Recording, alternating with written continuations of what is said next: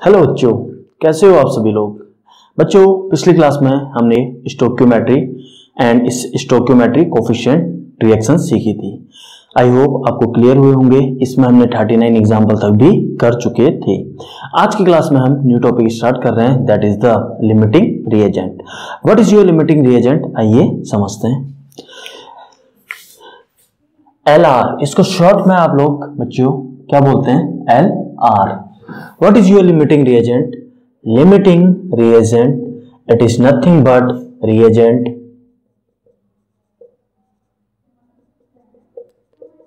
which is consumed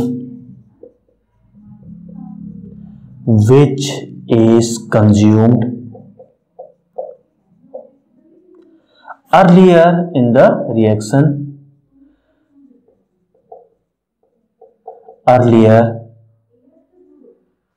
in the reaction or action। आइए समझते हैं बच्चों। लेट अस सपोज एक एग्जांपल से समझते हैं what is your limiting reagent.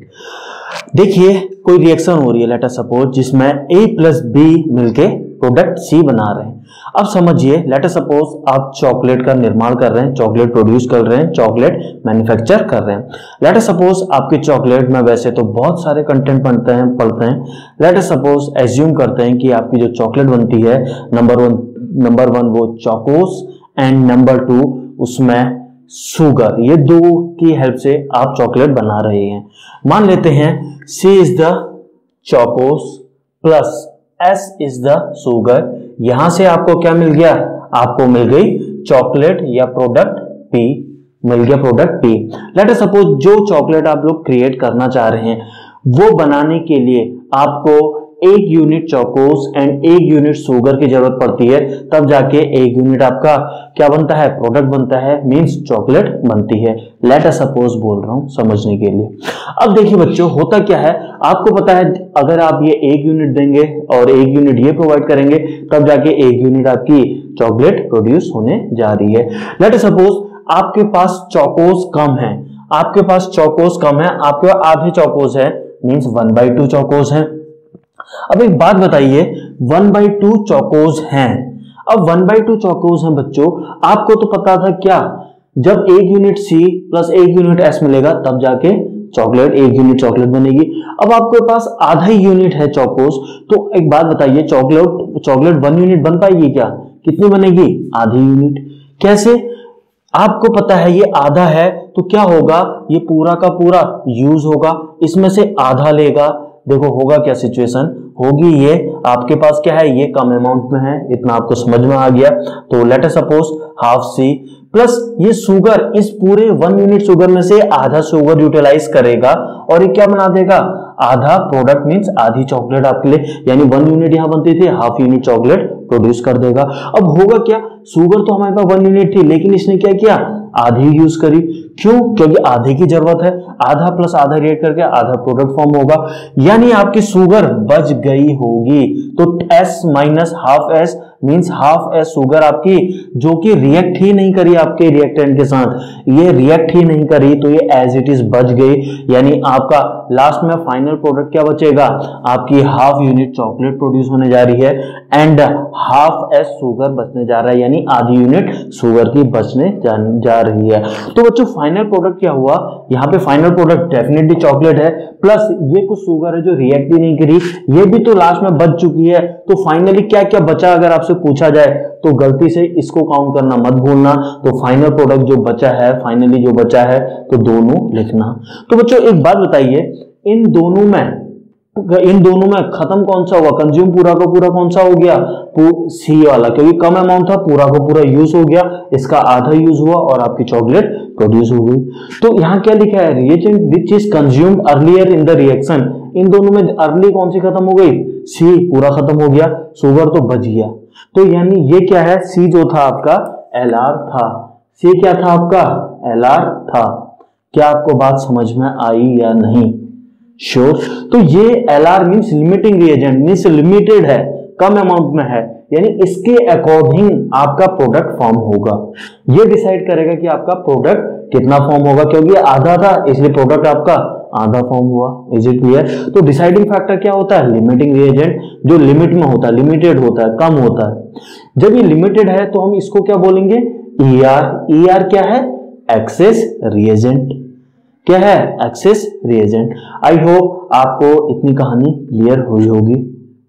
चलिए, अगर इतना क्लियर हुआ तो आइए आपको थोड़ा सा लिखवा देते हैं। बच्चों पॉइंट वाइज लिख लीजिए। whatever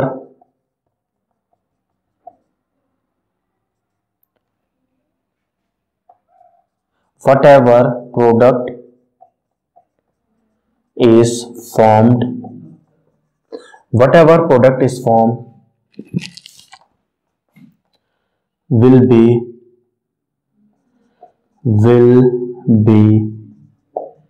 formed according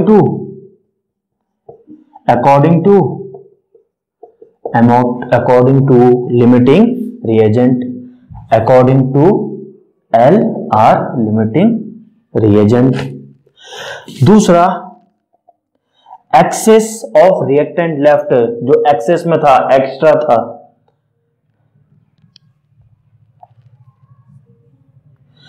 access of reactant left क्या है? इज नोन एज क्या? Excess reagent.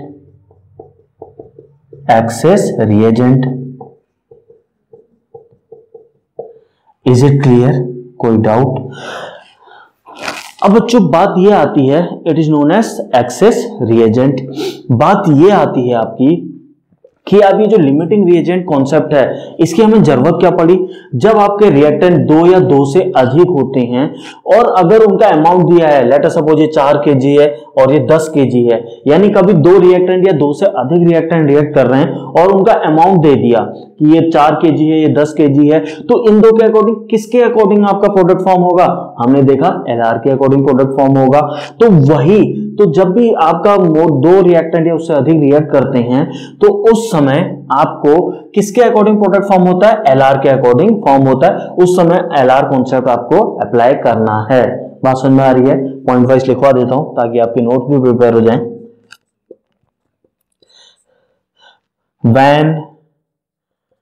when 2 or more reactant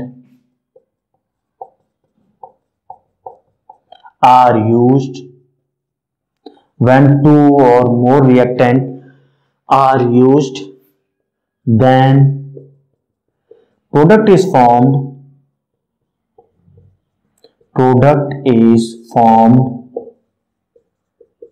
according to LR, then product is formed,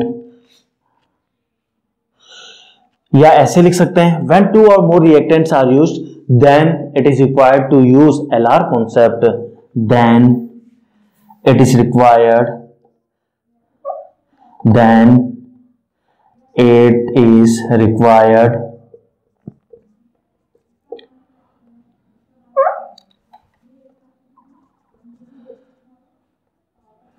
to use LR concept. ऐसा क्यों? क्योंकि LR के अकॉर्डिंग, लिमिटिंग रिएजेंट के according ही आपका product form होता है।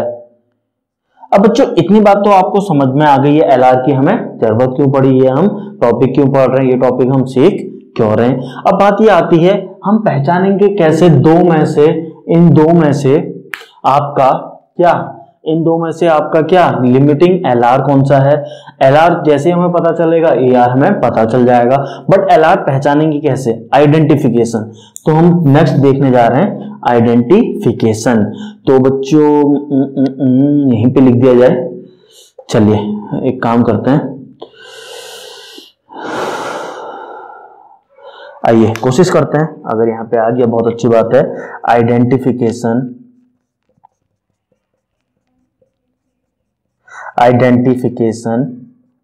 किसका? ऑफ LR का। LR का आपको आइडेंटिफिकेशन करना है। कैसे करेंगे सुनिए। नंबर 1 देखिए, 2 स्टेप फॉलो करने होते हैं। नंबर 1 राइट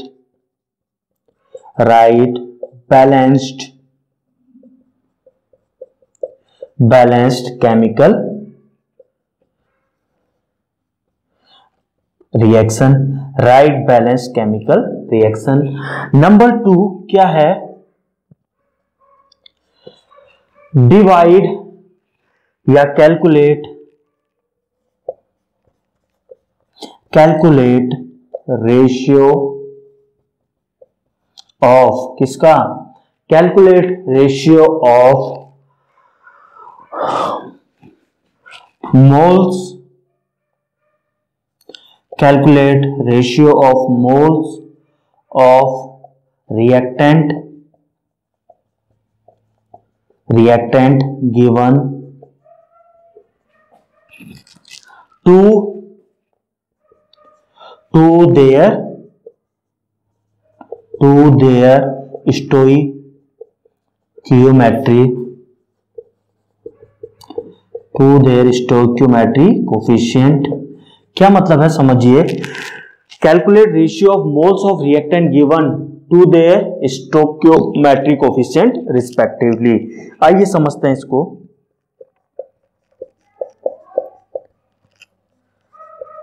आइए समझते हैं। देखिए यहां पे करते हैं, थोड़ा सा कलर चेंज कर लेता हूं मार्कर का, समझिएगा।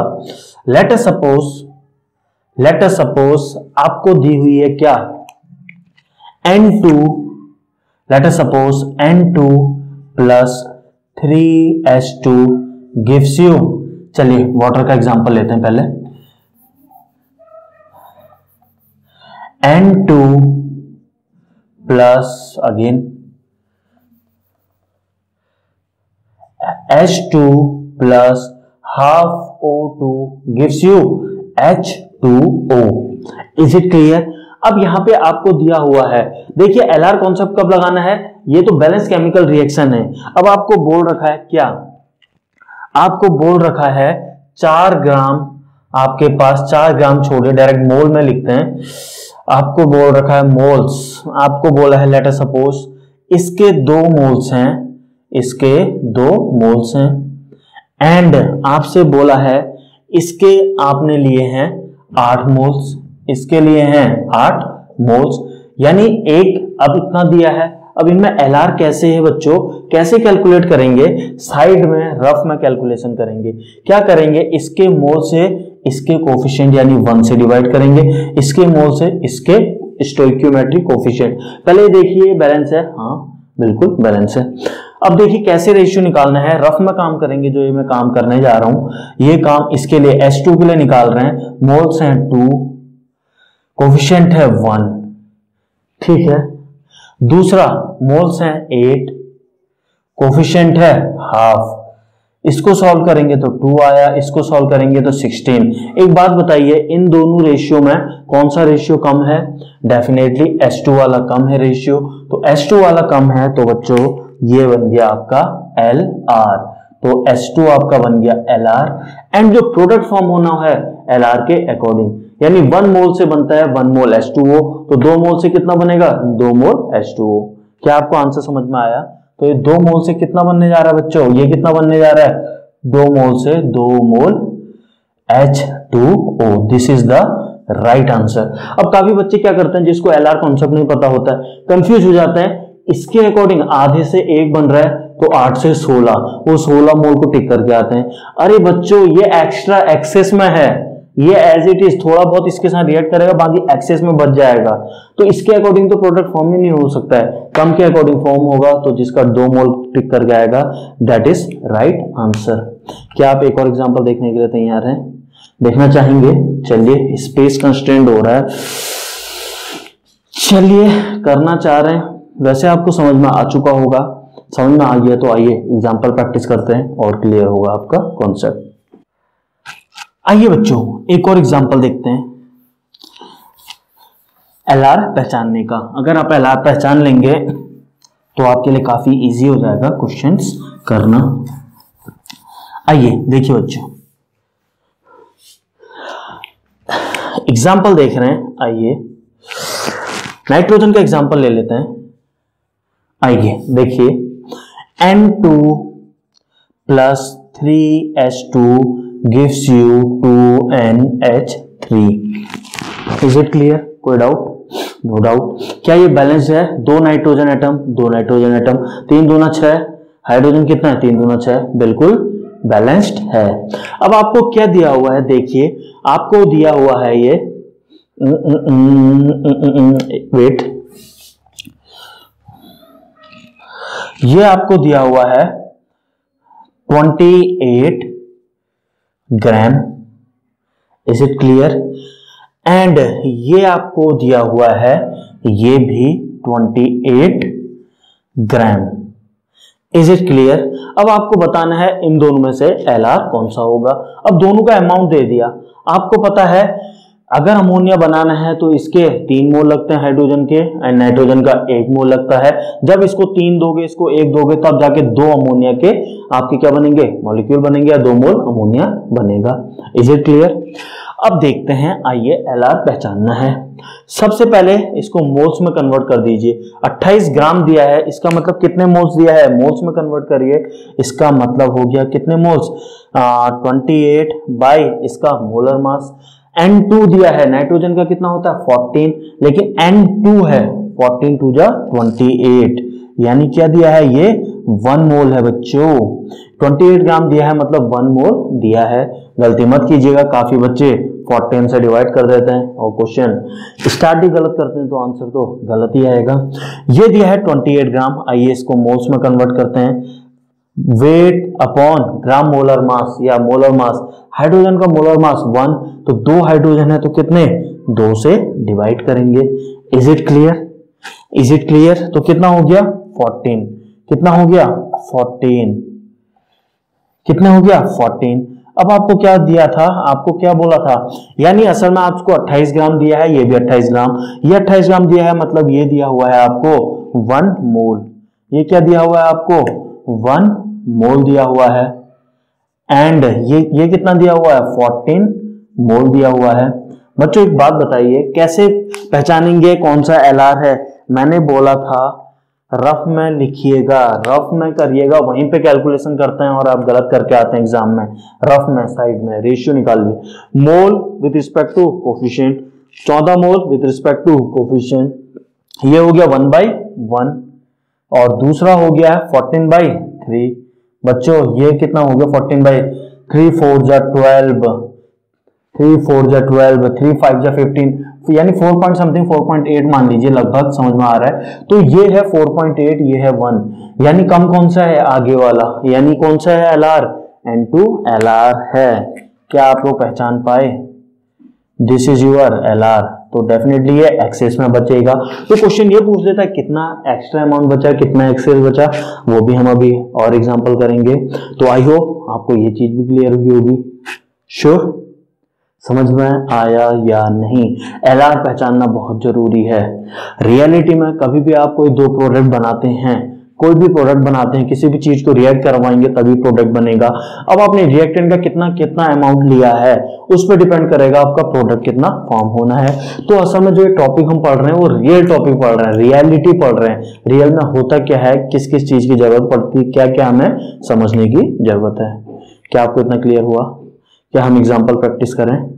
चलिए इतना नोट कीजिए। एक एग्जाम्पल से समझते हैं LR कॉन्सेप्ट को। एग्जाम्पल 39 तक हम ऑलरेडी कर चुके थे प्रीवियस लेक्चर में। बच्चों आपसे बोला जा रहा है 36 ग्राम ऑफ कार्बन आपके, एक काम कीजिए, इसे 32 कर लीजिए, आपके 36 ग्राम O2 से रिएक्ट कर रहा है। 32 ग्राम कार्बन आपके 36 ग्राम O2 से रिएक्ट कर रहा है टू फॉर्म, क्या फॉर्म करने के लिए? To form carbon monoxide, to form CO। आपसे पूछा जा रहा है क्या? फाइंड, नंबर 1 आपसे क्या पूछा जा रहा है?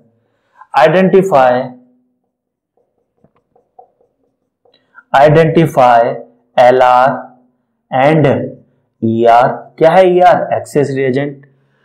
आपसे पूछा जा रहा है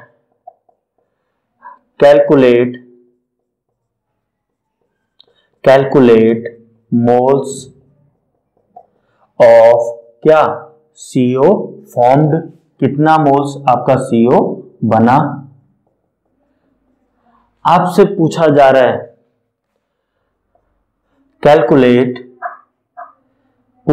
आपसे calculate access reagent, calculate moles of access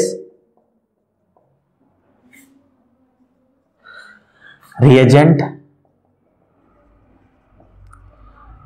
is it clear?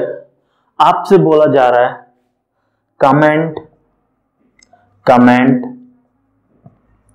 On final mixture, means last में जो फाइनली बच रहा है उस पे कमेंट कीजिए। मींस कितना अमाउंट क्या बन रहा है, कितना अमाउंट क्या बच रहा है लास्ट में, वो कमेंट करना है। फाइनल मिक्सचर में मींस आपको क्या क्या दिखेगा। Comment on final mixture. आइए एक एक करके सॉल्व करते हैं बच्चों। आपसे 32 ग्राम कार्बन 36 ग्राम O2 के साथ फॉर्म रिएक्ट कर रहा है। आइए रिएक्ट करते हैं। C plus half O2 gives you CO। क्या रिएक्शन बैलेंस है? हाँ बिल्कुल बैलेंस्ड है। आपको बोला है 32 ग्राम कार्बन का मतलब बच्चों कितने मोल्स है? बच्चों एक काम कीजिए, इसको 36 ही ले लीजिए एंड इसको 32 ले लीजिए फॉर इजी कैलकुलेशन, बाकी कोई फर्क नहीं पड़ने वाला है। बच्चों एक बात बताइए, 36 ग्राम का मतलब क्या है? इसको मोल्स में अगर आप कन्वर्ट करेंगे बच्चों क्या आ जाएंगे मोल्स आपके? 36 डिवाइडेड बाई कार्बन का मोलर मास 12, 12 3 जा 36, यानी 36 ग्राम कार्बन बोलो या 3 मोल कार्बन बोलो, बात एक ही है। 32 ग्राम ऑक्सीजन का मतलब क्या हो गया बच्चों? 32 डिवाइडेड बाई ऑक्सीजन का कितना होता है? 16, O2 है यानी 16 दूना 32, क्योंकि 2 O हैं, गलती मत कीजिएगा, यानी ये कितना है? 1 मोल। तो बच्चों 32 ग्राम O2 बोलिए या 1 मोल O2 बोलिए, बात एक ही है। Is it clear? बिल्कुल। अब आपको दिया हुआ है 3 मोल दिया हुआ है, सुनिए आपको दिया हुआ है 3 मोल दिया हुआ है कार्बन एंड 1 मोल दिया हुआ है आपका O2, रिएक्ट करके CO फॉर्म कर रहा है। देखिए जब दोनों का अमाउंट दिया जाता है, मोल के टर्म में दिया जाए, ग्राम के टर्म में दिया जाए 36 ग्राम 32 ग्राम, या वॉल्यूम के टर्म में, किसी के भी टर्म में अमाउंट अगर आपको बता दिया जाए तो एक ज्यादा होगा एक कम होगा, हो सकता है ऐसी सिचुएशन हो। तो एक ज्यादा एक कम, तो किसके हिसाब से प्रोडक्ट फॉर्म होगा? कम वाला, उसी को हम LR बोलते हैं। यानी पहला काम हमारा क्या होता है? LR आइडेंटिफाई करना। कैसे करेंगे बोला था? मैंने बोला था रफ में कैलकुलेशन कीजिएगा, रफ में, यहां मत कीजिएगा, सब गलती करोगे। क्या करते हैं? Moles divided by respective stoichiometric coefficient से डिवाइड कीजिए, मोल्स डिवाइडेड बाय रिस्पेक्टिव, तो यहीं पे मत करना, साइड में करना। 3/1 इसका निकालते हैं 1/half कितना हो गया? 1/half कितना हो गया? 3,2। बच्चों कम कौन सा है? 3 और 2 में 2 कम होता है, यानी LR क्या है? आपकी ऑक्सीजन, यानी ऑक्सीजन आपकी लिमिटिंग रिएजेंट है, लिमिटेड है, तो ऑक्सीजन जल्दी खत्म हो जाएगी, ये एक्सेस में बची रहेगी। तो इतना तो आपने बता दिया, ये LR है तो डेफिनेटली ये ER है। तो पहला क्वेश्चन का आंसर तो आपका हो चुका है। Is it clear? बच्चों अभी आपको साइड में कैलकुलेशन करनी पड़ रही है। एक टाइम ऐसा आएगा, एक टाइम क्या 1-2 लेक्चर बाद आप इतने फास्ट हो जाएंगे कि आप थ्योरेटिकली कैलकुलेट कर लेंगे। 3/1 3, 1/2 यानी 2, इन दोनों में कौन है कम? ये कम है, ये LR। लेकिन अभी इतनी जल्दीबाजी मत कीजिएगा, माइंड में कैलकुलेशन करने के चक्कर में गलत आंसर निकाल रहे हैं। तो अभी स्लोली आपका क्या ये थ्योरेटिकली आप करने लगेंगे, अभी थोड़ा सा आदत डालिए साइड में करने की। देखिए केमिस्ट्री ऐसा सब्जेक्ट है, सुनिए थोड़ा सा, जो स्टार्टिंग में आपको थोड़ा टफ लगेगा, जैसे जैसे आपके लेक्चर बढ़ते जाएंगे वैसे वैसे आपको इजी लगने लगेगा। ऐसा क्यों बोल रहा हूं, आपको फील कराता हूं। स्टार्टिंग में हम मोल कॉन्सेप्ट पढ़ रहे थे, बिल्कुल पढ़ रहे थे, नई चीज आई थी मोल्स। इतने मोल से इतना प्रोडक्ट फॉर्म हो रहा है तो इतने मोल से कितना बनेगा, इस टाइप की हम कैलकुलेशन कर रहे थे। क्या था, यूनिटरी मेथड। उस समय यूनिटरी मेथड शुरू में कितनी टफ लग रही थी, जैसे जैसे लेक्चर बढ़ते गया आज की डेट में देखिए इतने मोल से इतना तो इतने मोल से, मजाक हो रहा है आप लोगों के लिए यूनिटरी मेथड लगाना। अब थोड़ा सा समझिए ऐसा क्यों हो रहा है बच्चों। ऐसा इसलिए हो रहा है जो कॉन्सेप्ट आपने पहले लेक्चर में सीखा वो दूसरे में रिपीट हो रहा है, तीसरे में, चौथे में, पांचवें में, 10वें में, 12वें में वो रिपीट होते ही जा रहा है। वैसे जो आपने नेक्स्ट लेक्चर में पढ़ा था सेकंड, थर्ड, फोर्थ में, वो 5th, 6th, 7th, 8th, 9th सब में रिपीट हो रहा है। कोई चीज बार बार रिपीट होते रहेगी तो आपको एक टाइम ऐसा आएगा कि इजी लगने लगेगी। पहले याद कीजिए, पहले लेक्चर में मोल कॉन्सेप्ट इतने से इतना आज भी हम यूज करते हैं, आज भी देखिएगा, देखा होगा थोड़ा देर पहले, इतने से इतना बन रहा है तो इतने से इतना, वो चीज बार बार रिपीट हो रही है। इसलिए केमिस्ट्री में जो चीज आप शुरू में पढ़ते हैं स्लोली शुरू में टफ लगती है 1-2 लेक्चर, वही चीज आपके 4-5 लेक्चर बाद इजी लगने लग जाती है। क्या आपको इतनी बात समझ में आ रही है? तो वैसे ही अभी आपको ये रफ में करना पड़ रहा है, 1-2 लेक्चर के बाद आप बिना पेन चलाए ये चीज बता देंगे एलआर कौन सा है। क्या इतनी बात समझ में आ रही है? चलिए, तो पहला क्वेश्चन का आंसर तो हो चुका है, calculate moles of CO form. अब एलआर के अकॉर्डिंग आपका प्रोडक्ट फॉर्म होता है, आपको पता है बच्चों। 1 मोल आधे मोल से बन रहा है इसका 1 मोल, तो इसके 1 मोल से कितना बनेगा, यहाँ पे लिखिए, आधे से बन रहा है 1 तो 1 मोल से कितना बनेगा, 1 मोल से आपका बन जाएगा कितना, आधे से 1 तो 1 से 2 मोल CO बन जाएगा, 2 मोल CO फॉर्म हो जाएगा। आपका दूसरा आंसर भी आ चुका है। अब इसको ये तो मोल्स के टर्म में लिखा है आपने, अगर मास के टर्म में लिखना है तो इनटू 2 इंटू इसके मोलर मास से मल्टीप्लाई कर लीजिए, ग्राम में आंसर आ जाएगा। जैसा आपको ठीक लग रहा है। तो सेकंड का भी आंसर आपका आ चुका है। तीसरा बोल रहा है calculate moles of access reagent. सुनिए पहले इसको सॉल्व कर लेते हैं, सेकंड पार्ट को हम सॉल्व कर रहे हैं। देखिए यानी एलआर ये है, इसके अकॉर्डिंग सब कुछ डिसाइड होने जा रहा है। इसके अकॉर्डिंग आपका प्रोडक्ट फॉर्म होगा, आधे से बनता है 1 तो 1 से बनेगा 2। आधा ऑक्सीजन, हाफ मोल ऑक्सीजन के लिए 1 मोल कार्बन चाहिए, तो सुनिए हाफ मोल ऑक्सीजन के लिए 1 मोल कार्बन चाहिए।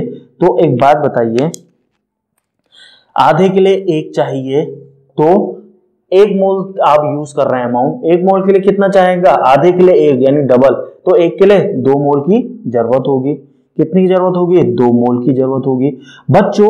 तो इसके 1 मोल ऑक्सीजन ने, 1 मोल O2 ने 2 मोल C के साथ रिएक्ट करके 2 मोल CO बना दिया, दैट्स ऑल। तो 3 मोल में से इसने तो 2 मोल ही यूज किया, तो एक्सेस एक्स्ट्रा कितना बच गया, एक्सेस जो बच गया बच्चों आपका EXCESS, एक्सेस जो बच गया 3 - 2 = 1 मोल आपका क्या कार्बन बच चुका है। क्या आपको इतनी बात समझ में आई?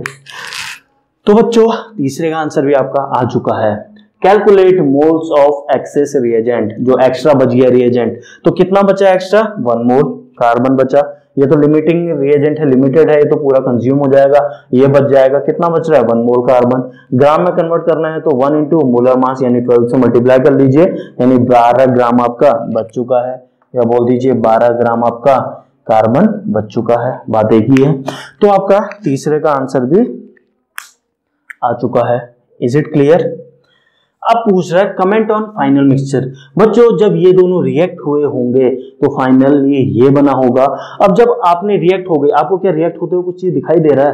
कुछ नहीं दिखाई दे रहा। केमिकल है, केमिकली रिएक्ट हो रही है, फिजिकली आप देख नहीं पाएंगे कैसे क्या रिएक्ट हो रही हैं, कैसे एक्चुअल में मैकेनिज्म क्या है उनका, कैसे रिएक्ट हो रही हैं। आपको तो ये दिखेगा ये रिएक्ट हो गई, आपने थोड़ा देर बाद देखा आपको 2 मोल वहां CO मिल रहा है, आपने देखा आपको 1 मोल कार्बन भी दिख रहा है। क्यों दिख रहा है? क्योंकि ये रिएक्ट ही नहीं कर रहा है, 1 मोल एक्स्ट्रा था बच गया। तो इसके लास्ट पार्ट का आंसर क्या हो जाएगा? इसके लास्ट स्पेस का मैं इसलिए रब कर रहा हूं, लिख लीजिए आप यहाँ पे, = 12 ग्राम कार्बन। चौथे का आंसर है बच्चों क्या है, final mixture.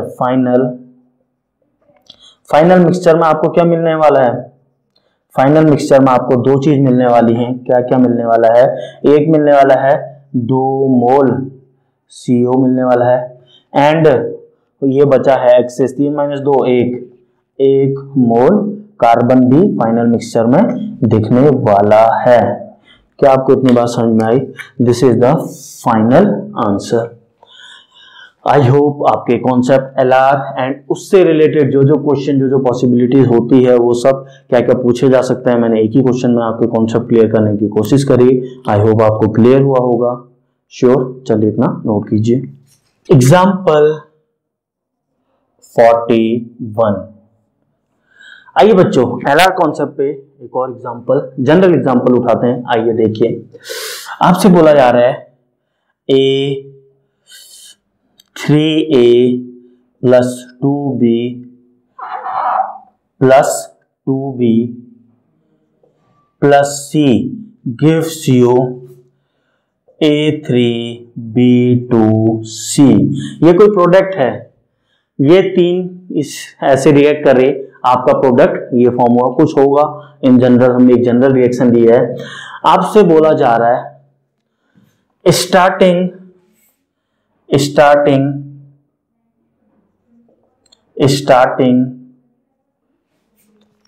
with 1 mole of A, 2 mole of B, 2 mole of B। चलिए इधर ही लिखते हैं क्वेश्चन को,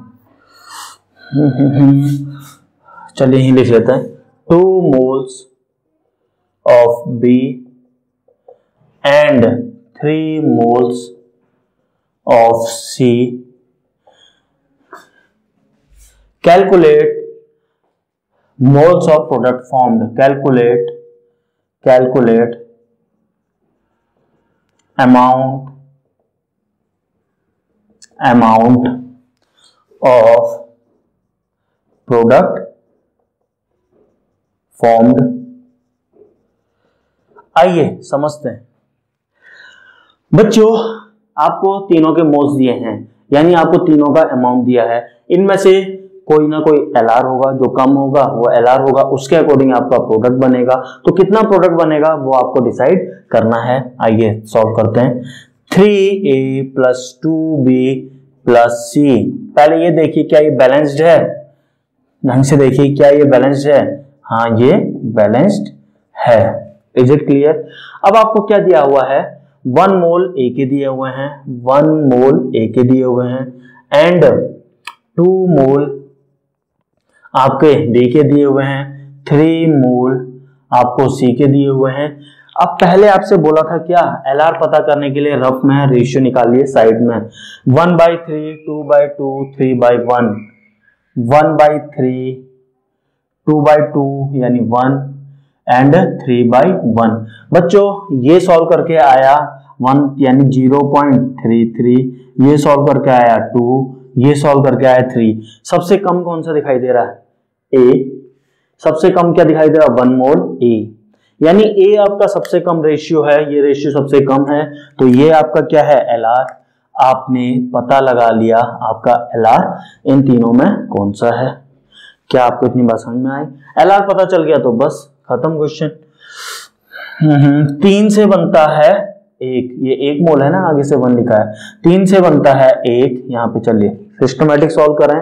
वैसे तो एक लाइन का आंसर है, कैसे मैंने बोला था 1 मोल से निकालना है आपको, पहले शॉर्ट बता रहा हूं कैसे निकालेंगे। इसका कोफिशिएंट ऊपर, इसका कोफिशिएंट नीचे, जितने से निकालना है 1 मोल के लिए निकालना है तो इंटू 1। अगर 10 मोल के लिए कैलकुलेशन करते हैं, 10 मोल के लिए निकालते हैं इंटू 10, 1 मोल के लिए निकालना है इंटू 1, यानी 1/3 मोल आंसर आ चुका है। That's all. कितना प्रोडक्ट फॉर्म होगा, 1/3 मोल प्रोडक्ट फॉर्म होगा। क्या आपको बात समझ में आई? आओ थोड़ा सा डिटेल में कर लेते हैं। कुछ बच्चे न्यू हैं, उनको समझ में नहीं आया होगा ये अचानक क्या किया। बच्चों कुछ नहीं है, यूनिटरी मेथड है। देखिए क्या किया, कुछ नहीं किया। आपके 3 मोल से बनता है 1 मोल, 3 मोल से बनता है 1 मोल। क्या बन रहा है, 1 मोल A3B2C। लिख नहीं रहा हूं पूरा, अंडरस्टूड है। 3 मोल से बनता है इतना, तो 1 मोल से कितना बनेगा, 1 मोल से बनेगा 1/3 मोल क्या, A3B2C।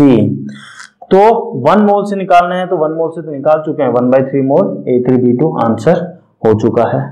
क्या बच्चों आपको इतनी बात समझ में आई? श्योर? कोई प्रॉब्लम? No problem. चलिए एक और एग्जांपल करना है। करें। आइए बच्चों एग्जाम्पल 42 देखने जा रहे हैं। This is the last problem of today session. आइए देखिए, जल्दी से इसे फाइनल करते हैं।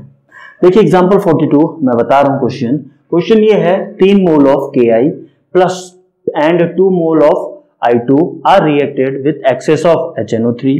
बच्चों आपसे बोल दिया ये एक्सेस में है, एक्सेस ऑफ HNO3। HNO3 आपको क्या दिया है, एक्सेस में दिया है, यानी काफी ज्यादा अमाउंट है, खत्म नहीं होने वाली है।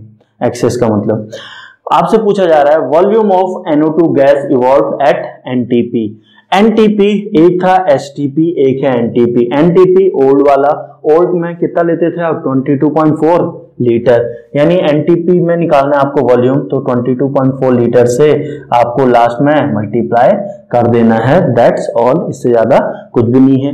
STP बोला होता तो 22.7 लीटर से मल्टीप्लाई करते, दैट्स ऑल। आइए बच्चों ये क्वेश्चन देखते ही आपको ये रिएक्शन दी है, ये पूरा का पूरा क्वेश्चन है, ये आपको रिएक्शन दी हुई है, आपसे बोला जा रहा है NO2 बता दो कितना फॉर्म होगा, आपको कंसंट्रेट यहाँ पे करना है। बात समझ में आ रही है? काफी बच्चे तो इतना बड़ा क्वेश्चन, इतनी बड़ी रिएक्शन हम तो बैलेंस ही नहीं कर पाएंगे, हम कहां से सॉल्व कर पाएंगे, घबरा जाते हैं। बच्चों फिर से बोल रहा हूं, घबराने का नहीं, आपको डराने के लिए बड़े बड़े से लेंथी क्वेश्चन दिए जाते हैं, और उन बड़े क्वेश्चनों में रियलिटी में अगर आप देखें तो कुछ भी नहीं होता है, इजी क्वेश्चन वही बड़े वाले होते हैं। बात समझ में आ रही है? चलिए आइए समझिए, जो डरा वो गया। आइए, डर के आगे जीत है, आइए देखते हैं जीत है। चलिए 2KI प्लस I2, आपको देखो KI का अमाउंट कितना दिया है 3 मोल, आइए देखते हैं। 3 मोल दिया हुआ है, मैं लिख रहा हूं यहां पे लिख रहा हूं 3 मोल दिया हुआ है ये, एंड 2 मोल I2, 2 मोल दिया हुआ है I2, ये तो एक्सेस दी हुई है, प्रोडक्ट बन रहा है 22 NO2। बात समझ में आ रही है? अब इन हमें सबसे पहले LR फाइंड करना पड़ेगा। LR कैसे निकालते हैं बच्चों, आप लोगों को पता है, रेशियो निकालिए, 3/2 1.5, 2/1 यानी ये 2 है, ये 1.5 है, कौन सा छोटा है इन दोनों में, ये छोटा है, यानी ये क्या है बच्चों आपका LR। आपने फाइंड कर दिया LR, यानी इससे डिसाइड होगा आपका NO2 कितना बनेगा।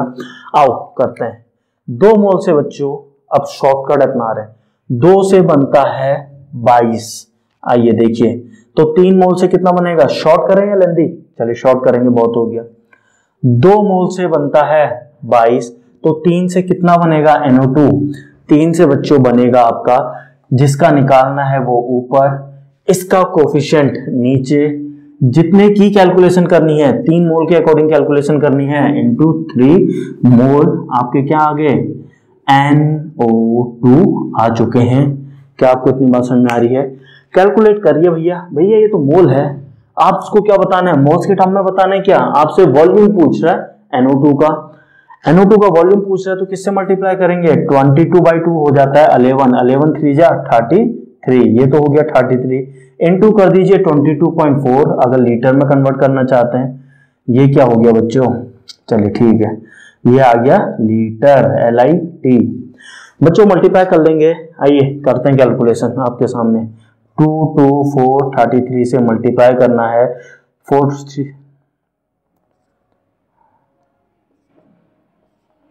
सही है, बिल्कुल सही है, 2 7 6 2 9 3 कितना 7, कितना आ गया डेसिमल एक डिजिट, 739 कितना आ गया 739.2 litre is the right answer. क्या ये प्रॉब्लम टफ थी? देखने में हो सकता है आपको ये टफ लगी हो, क्या ये टफ थी? बिल्कुल नहीं। तो बच्चों this was all about LR के सारे कॉन्सेप्ट मैं आपको सिखा चुका हूं। कल की क्लास में हम पढ़ेंगे new topic, that is the yield percentage, means आपका उत्पादक, आपकी कितना उत्पादन रियल में हो रहा है, मीन्स आपने सोचा आपका प्रोडक्ट इतना बनेगा, रियलिटी में जब आप देखते हैं कम फॉर्म हुआ होता है, यानी असल में परसेंटेज यील्ड आपको कितनी मिल रही है।